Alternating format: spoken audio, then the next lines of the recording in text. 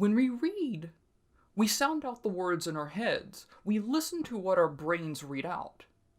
So if you're a writer, then you want to use sound devices in a line or a sentence to reinforce meaning and experience to a reader. You may not think you're consciously doing it, but when you read your writing out loud, things will sound right or they won't sound right. That's the phrase we use for it.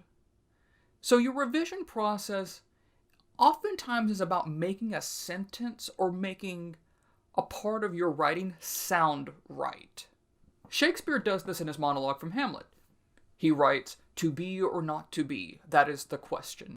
Shakespeare uses a rhythm, or repetition of accent or stress in a line of poetry as a sound device to emphasize intent and what's important. That the rhythm of these lines are meant to be like a heartbeat. Da-dum, da-dum.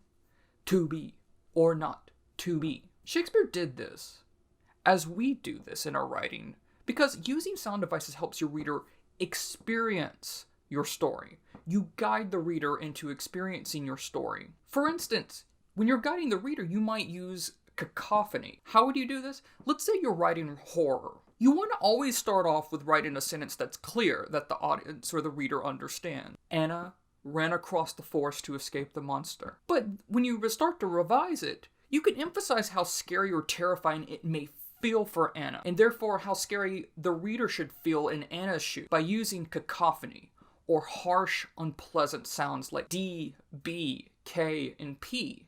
The sounds of those, da, ba, ka, pa, those are harsh sounds. So Anna ran across the forest to escape the monster could be rewritten as Anna's heart leapt as she broke unseen tree limbs rushing through the dark forest, checking behind to see the monster coming closer and closer. Using alliteration, we can emphasize a big moment through the close proximity of consonant sounds in a sentence. Anna fell on the forest floor, frightened that she'll be found. You can use assonance by placing similar vowel sounds next to each other in a sentence. Anna hid under a bush, her heart pulsating. So Anna's going through a lot in this moment. Maybe let's bring it back here.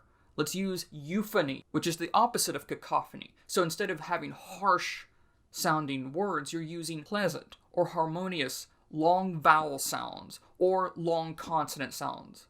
So instead of ba, ka, you're using L, M, or F, the. Anna felt relieved at the sight of the monster moving away from her direction. Your first priority in sound, as I mentioned before, was clarity. You're going to ask yourself, does the reader understand what's going on? Does the reader understand what I'm describing? That's your first priority with sound. You want to make sure that when a reader sounds it out in their head, that it sounds right. A reader will find it difficult to read sentences and lines that don't sound right. Clarity is always going to come through correct use of grammar and punctuation. Always ensure that you use commas for pauses, periods for stops, exclamations for exclamations. Start with clarity. Add additional sound devices to better immerse the reader into the experience you want to have. If you want them to feel how spooky a forest is, like I was mentioning with the Anna example, Anna walked past endless rows of trees, is clear. But if you want them to feel what Anna's experiencing, Anna walked past endless rows of trees could be changed to Anna's mind raced as she passed endless rows of decrepit trees, bent down like old witches, guiding the reader through how scary Anna feels walking through past these endless rows of trees. We're adding this additional layer. Now, we talked about clarity, but you might be asking, what if it's best or more compelling to have a sound choice that's jarring or confusing? If we're guiding the reader through the experience, it may be beneficial to guide the reader through maybe a confusing experience for the protagonist or for the characters we're describing. You might make those choices like run-on sentences or an absence of punctuation marks to convey a racing mind. If I want to have someone immersed in the mind of a frightened protagonist, I could write, Anna thought, what will I do? ? The monster can hear me? ? Can it see me? ? Oh God! ! Or I could write it as, what will I do? Oh God, the monster can hear me. He can hear me. Oh God, please don't see me. I do want to say, choose the experiment with caution.